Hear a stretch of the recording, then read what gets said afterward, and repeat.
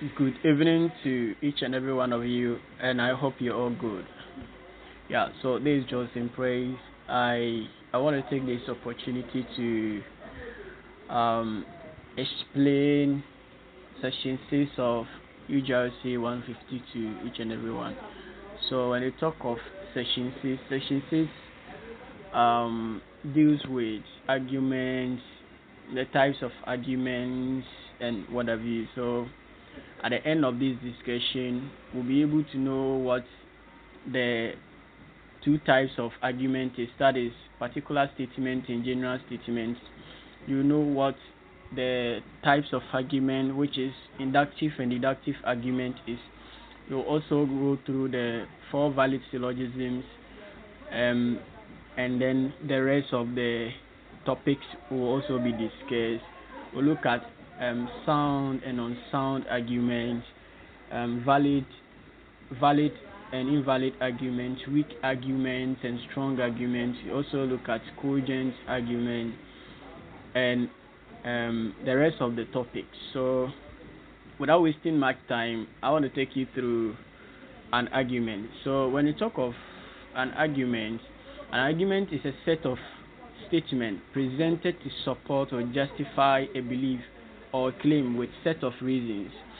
So people normally think argument is whenever you are being loud or you are making noise on an issue. That's what we call an argument. But an argument isn't like that. When you talk of argument, there are two things involved. First, there should be an evidence, there should be a claim, there should be a justification to get it.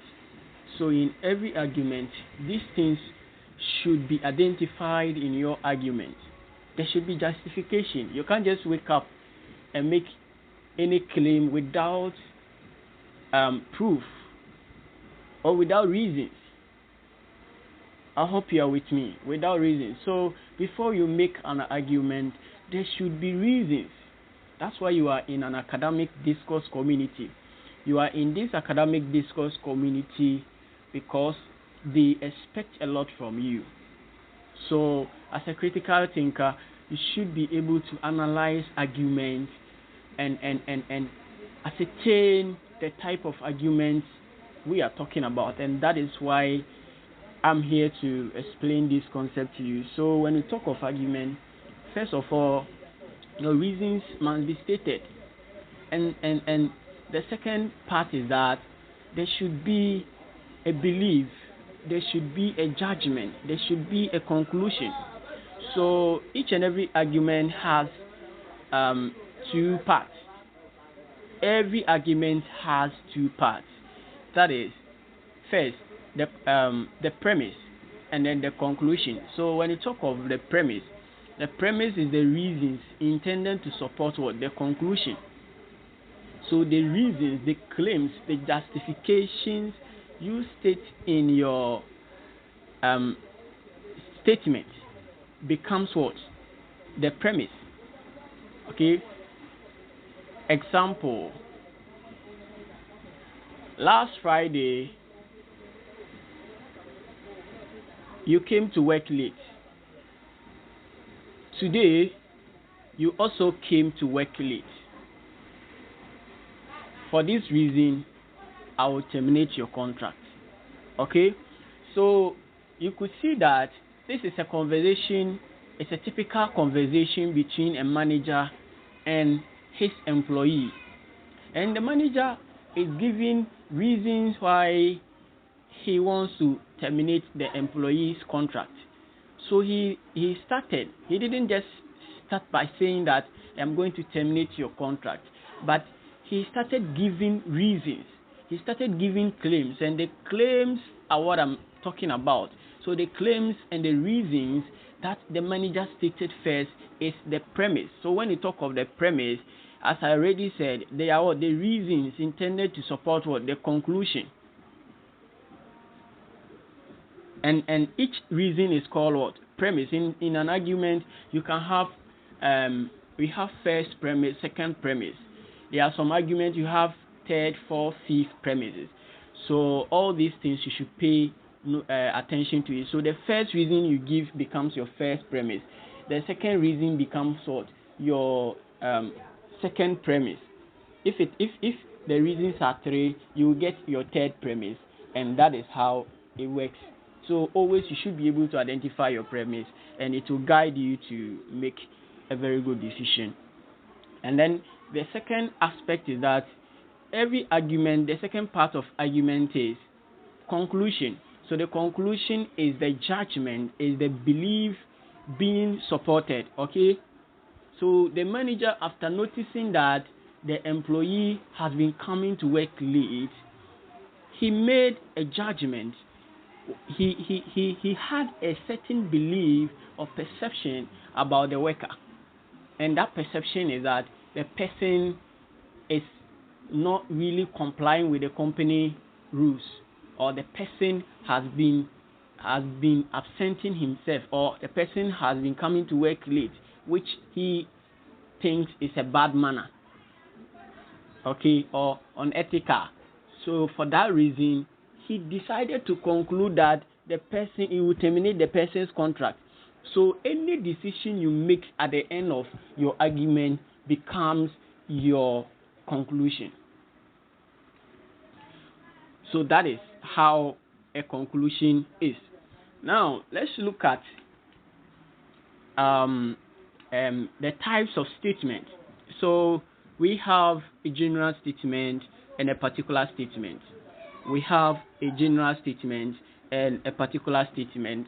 So we'll delve more into these topics for you to get an understanding, okay, to get a very clear understanding about what a general statement and a particular statement is. But before we do the general statement, you first have to you have to understand this concept. Before you understand what a general statement is, you need to understand what a reference class is. What a reference class is. So before you be able to understand what a general or a particular statement is, you first need to understand what a reference class is.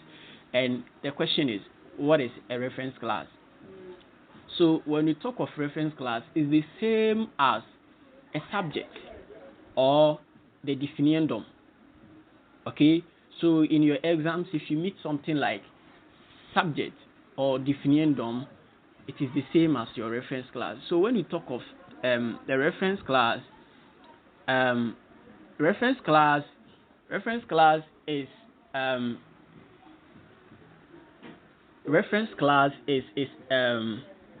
a thing or a person that the sentence is talking about.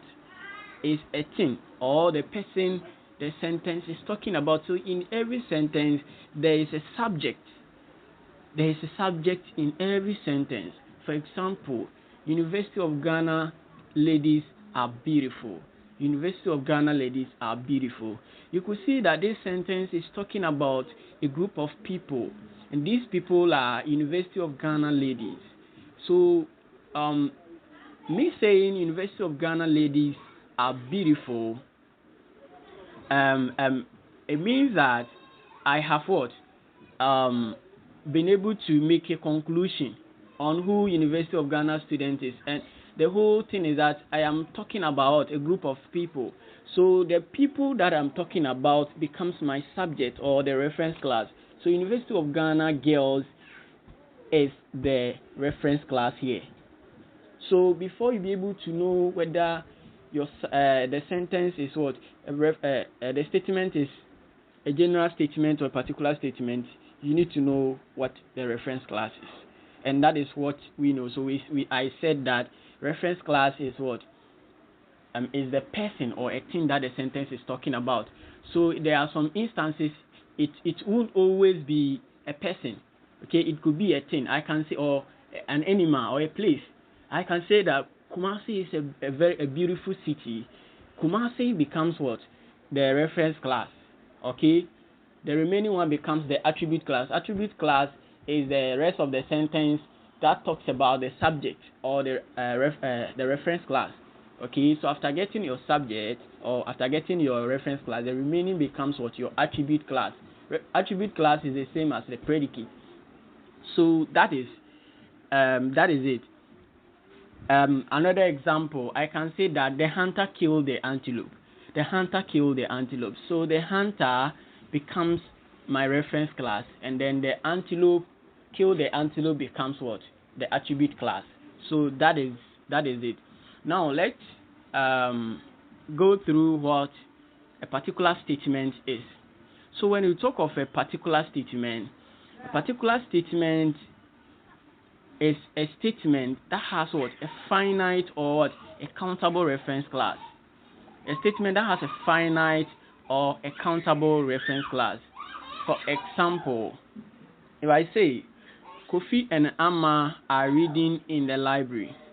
Kofi and Amma are reading in the library. I remember that I told you that before you be able to identify whether your statement is a particular statement or a general statement, you first need to identify your reference class. So an example I gave you here is that Joshua and Kofi are reading in the library. So Joshua and Kofi becomes what? My reference class. Now, after identifying your reference class, the next question you ask yourself is, are they countable? The Joshua and Kofi, are they countable? Can we count them? If yes, then it becomes what? A particular statement. Okay, after identifying your reference class, if you notice that your reference class is countable, then it is what? A particular statement. Example, J is a handsome guy. J is a handsome guy. So the reference class becomes what? The reference class is J, and it's a handsome guy is the attribute class. So now that we know what our reference class is, which is J, the next question you ask yourself is J countable? Can we count J? Yes, he's only one person, and we can count him. So far as we can count J, then it is what? A particular statement. But in an instance whereby you notice that the reference class is not countable or you can't determine it, then it is what? A general statement. So there are two processes in identifying what your reference, what a general statement and a particular statement is. And these processes are: 1, you first need to identify your reference class. 2, after identifying your reference class, you ask yourself, is my reference class countable? If yes, then it is a general. If yes, it is a particular statement, and if no, it is a general statement. Another example: all the students in the class are distance education students. So the reference class is what? All the students in the class. Okay. So talking of all the students in a class, since they are in a class, we can count them. I hope you are following me. Since they are all in one class, we can count them. Yes. And if I say the water in the person's bucket is finished, we are talking about a person here, okay? And then a person is holding also one bucket. He didn't say buckets, he said bucket. So since we are talking of one person, we are talking of a water being in a certain person's bucket, then it is what? Particular statement, because we can count it. The next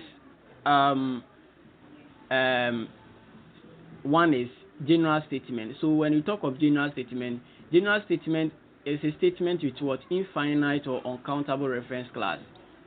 So for each reference class, it cannot be counted. Example: the students are brilliant. The students are brilliant. So when I say the students are brilliant, which students am I talking about? Am I talking of KG1 students? Am I talking of GHS students, high school students, university students, or which students am I talking about? Am I talking of Chinese students? Am I talking about Spanish students or American students? Which of them am I talking about?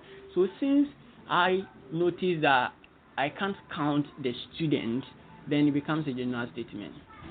So remember the process. I said first identify your reference class. After identifying your reference class, you ask yourself, is my reference class countable? As long as you can count it, then it is a general statement. Another example of a general statement. A small group of taxi drivers in Accra can speak Chinese. A small group. Remember, that small group, there's no way you can identify them. This small group that we are talking about, which group is that? Okay, are they in how do you call it, Jolo? Are they in Choko or Mamobi? Where are they located? So since you can't identify them, it becomes a general statement. Yes, he said a small group, but there's no way you can identify this small group in Accra. Where are you going to identify them? The question wasn't specific. It wasn't what? Specific. It's vague. And that is what we say a sentence is what? A general statement. Now let's look at a deductive argument. So when you talk of a deductive argument is an argument where the condition ensures that the truth of the premises, where the conditions that ensures that the truth of the premises requires that the conclusion will also be true. So in every deductive argument, if the premises are believed to be true, the conclusion should be true. That is what others don't really get it. But in order to know, identify whether your argument is a deductive argument, you first have to ask yourself, is my premises true? Yes, if my premises are true, and then my conclusion is false, it can never be a deductive argument. The deductive argument, regardless of how true your premises are in reality, pay attention to it. Your premises can be it could follow the logic pattern. Okay, I'll give you more examples so you understand that it could follow the pattern, but in reality it may not be true. For example, if I say all animals that live on a tree can fly, monkey lives on a tree, therefore monkey can fly. Yes, it is a deductive argument because I said all animals that live on a tree can fly. So first of all, I have agreed that every animal that lives on the tree can fly. That is the first instance. Second instance is that monkey lives on the tree, and it is true that monkey lives on the tree. So the conclusion, if you come and tell me that monkey cannot fly, there will be contradiction. Okay? Because you first said all animals that live on the tree can fly. So if you tell me monkey cannot fly, there will be contradiction. Let me give you a typical scenario for you to understand what a deductive argument is. Assuming you had a case, okay? You had a case, and after getting the case, you were sent to court, and later called to what? Come and defend yourself. The issue is that the person is claiming that you have stolen his money, of which you have no idea about what he's talking about. Okay, you have no idea about what the person is talking about. So you went there, and because you're a busy person or a busy type, you decided to allude to the fact tell the judge that yes, I stole it, even though you are not the one who stole the money from the person, but because you want to have your peace of mind, oh, let me do it fast and have my own peace of mind, so you decided to what? So you decided to what? Actually what? You decided to agree to the fact that you are what?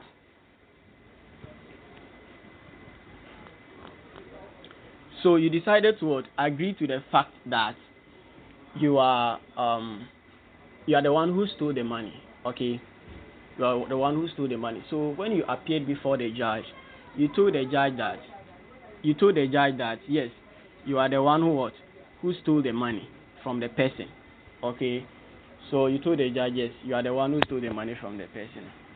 Another day, you went to meet your judge. You went to meet your lawyer, and after discussing the issue with the lawyer told you that no, you shouldn't have said that. Since you know you are not the one who stole the money, you shouldn't have said that. So in your next meeting or the next sitting, you decided to tell the judge the truth that yes, I said this because of this reason, but for now I'm not the one who stole the money. Do you think the judge will believe you? The answer is no. He won't believe you because you are contradicting yourself here. You've already said you stole the money, even though you didn't steal it, but you have agreed that you stole the money. So why do you come and inform me that you are what?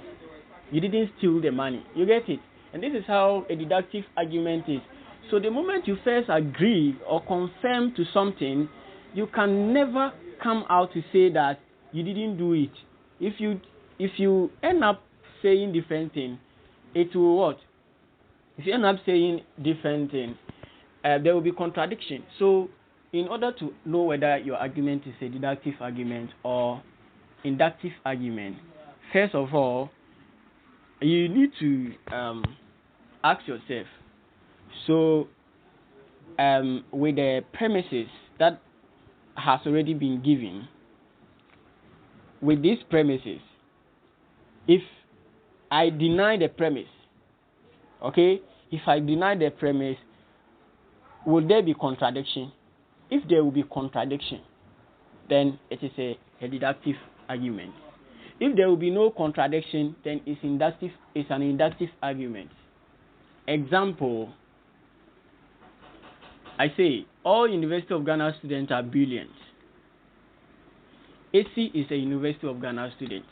Therefore, AC is brilliant. Okay, so for the premises, you can't change the premises.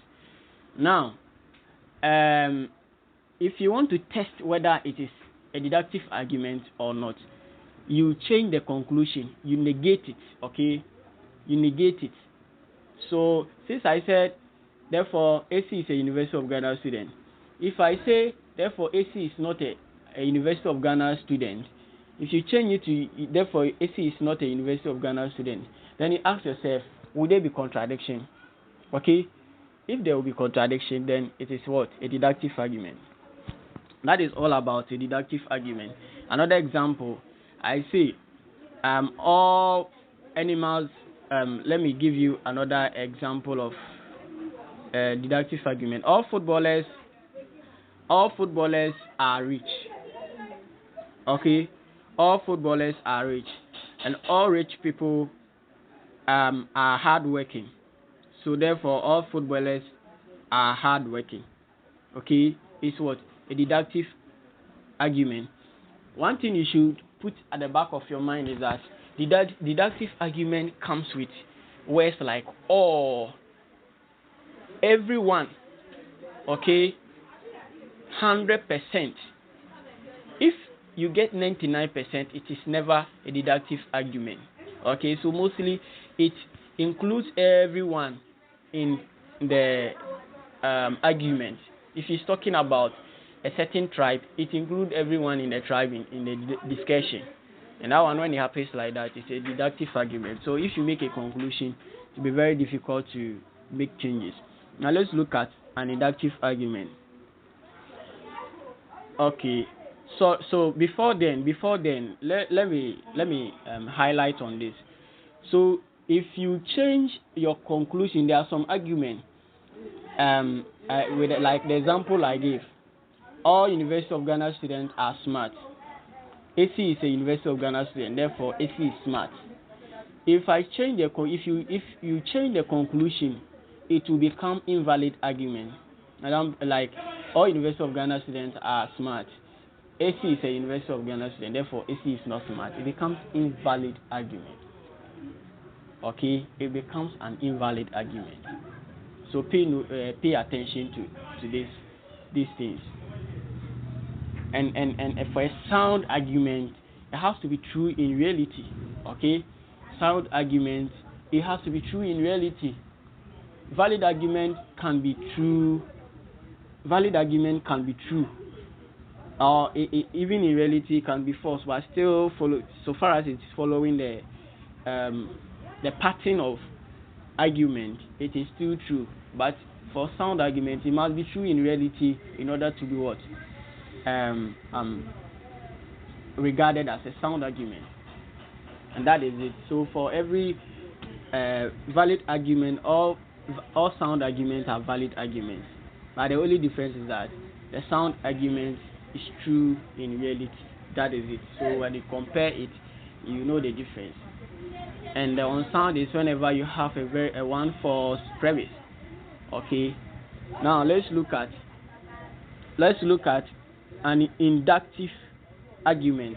So with the inductive argument, that will be my last topic. The next audio that I'll bring will be on the syllogisms and the rest. So I want to do my last topic, then I end here. So let's look at an inductive argument. So when you talk of an inductive argument, it is what? Where the premises provide good reasons to believe that the conclusion will be true. So pay attention. The premises provide good reasons. It didn't say true reasons. So we are saying that it provides good reasons, okay, to believe that the conclusion will be true. To believe that, so will be true. You will underline the word will be true. So in an inductive argument, you can have a very good reasons, and so the conclusion can be false. The difference between inductive and deductive argument is that for deductive argument, if you deny the conclusion, it will be invalid. To be invalid argument. Okay? But for inductive argument, if you deny the conclusion, it will still be what? An inductive argument. It will still make sense. Example, 99% of men cheat. 99% of men cheat. Kofi is a man. Therefore, Kofi cheats. Okay? With this one, when we deny the conclusion, it will be in this format. 99% of men cheat. Kofi is a man. Therefore, Kofi do not cheat. You see that it still makes sense because I said 99%. So it could be that Kofi is part of what? The 1% that do not cheat, or he belongs to what? The 99% that cheat. Okay, so the answer here, if you turn it, if you deny the conclusion, it will still be an inductive argument, and if you confirm the conclusion, it will still be what? An inductive argument. Another example: all ladies.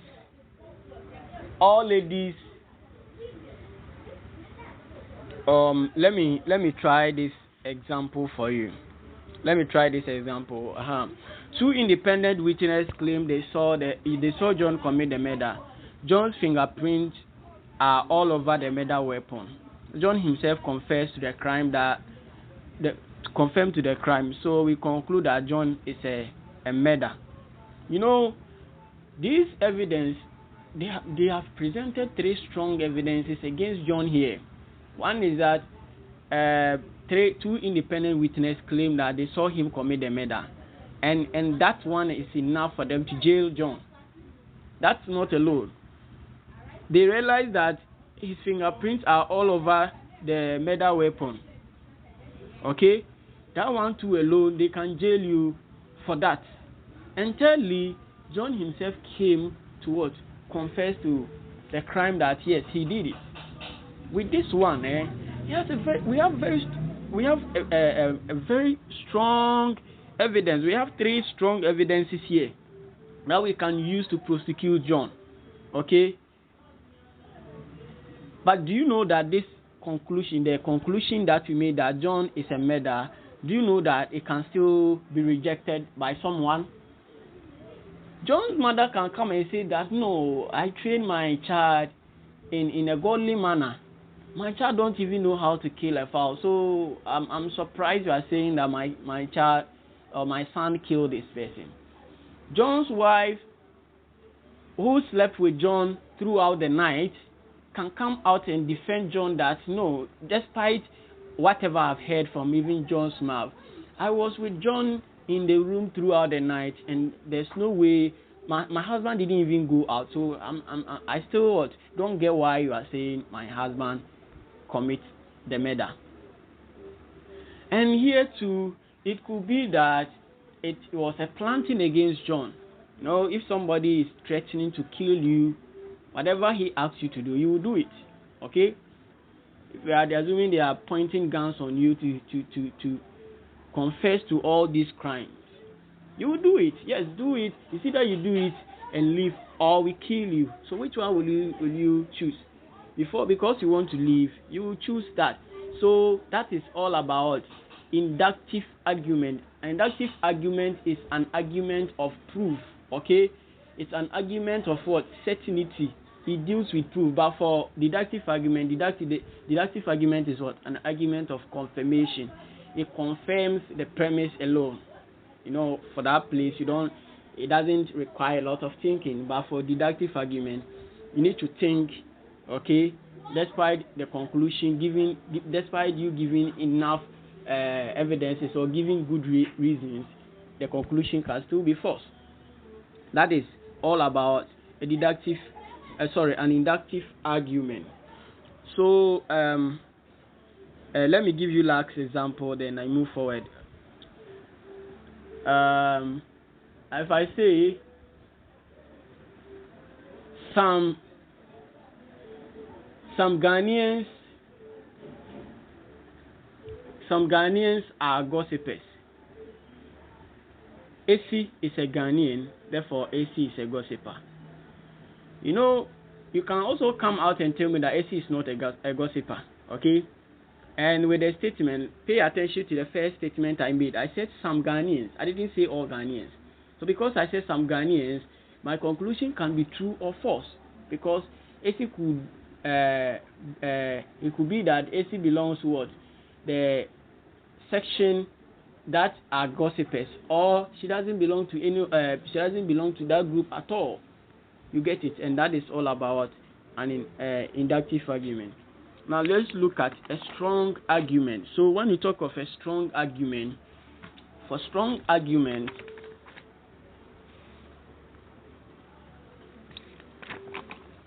okay, so as I said, for strong argument, when you talk of a strong argument, it's where if the premises are true, then the conclusion is probable. Okay? Or it is what? If the premises are true, then it is what? Probable that the conclusion will also be true. Okay? So if I say 99% of Americans speak English. 99% of Americans speak English.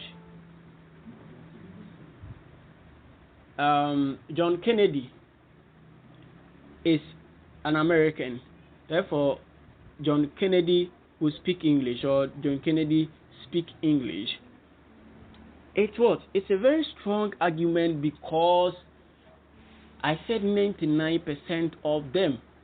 99% of Americans speak English. So, there's a high possibility that John Kennedy will speak English. As long as he's coming from America, there's a high possibility that he will speak English. Another example, example of a strong argument is this. Let me give you this argument about the football clubs. Okay, let me give you an argument about a football club. The football clubs. Anytime Liverpool meets Manchester United, they score them. Liverpool and Manchester United are meeting this week. So Liverpool will score Manchester United. You know, this statement, it has what? It's a very strong argument, because anytime they meet, so in most cases, they've been scoring Manchester United. And as they are going to meet again, it's what? Highly possible that they'll score Manchester United again. You get it? So that is what we say an argument is what? A strong argument. So for a weak argument, if I say that 20% of Ghanaians speak Chi, 20% of Ghanaians speak Chi, Johnson Praise is a Ghanaian, therefore Johnson Praise speak Chi, it is very easy for you to disagree with me that Johnson Praise speak Chi. Why? Because it is only 20%. The majority of Ghanaians don't speak English. Don't speak Chi. So it is highly possible that Johnson Praise will be part of the session of the people that will be what? Speaking other languages rather than Chi, because the possibility is very low. Or the example I gave with regards to Manchester United and Manchester United and the Liverpool. So if I put it in this way, anytime Liverpool meets Manchester United, they score them. Liverpool and Manchester United are going to meet this weekend. Therefore, Manchester United will score Liverpool. It is what? It has a low probability, because anytime they meet, Liverpool has been scoring Manchester United. So if you tell me that Manchester United is going to win this weekend, I will still doubt you, because of what? Their track records. Okay, they don't have a very good track record against Liverpool, and that is all about a weak argument. So we have a cogent argument. For a cogent argument is what? A strong argument with what? All true premises. It's a strong argument, so you understand what a strong argument is. So it must have for true premises. It's not just any argument, but the premises must be true. Like with example like this: 90% of Americans speak English. Barack Obama is an American, therefore Barack Obama speaks English. With this one, it's what? A cogent argument. It's a strong argument, and it is also true. It is true because Barack Obama is an American and he speaks English. In reality, it is true. Perfect. But if I say 90% of Americans speak English, John Mahama is American, therefore John Mahama speak English. With this one, yes, it is what? A strong argument, but it can never be a cogent argument, because it is not true in reality. We know that John Mahama is a Ghanaian. Okay, the uncogent argument is the other way around. Okay, the uncogent argument is the other way. So when an argument has what? A weak, at least a weak, or a weak argument, when the argument has what? At least, when the argument is what? Either weak or has at least one false premise. So if it is weak or it has one false premise, it becomes what? Uncogent reason, uncogent argument. So here ends my discussion. So we'll continue. Our next discussion will be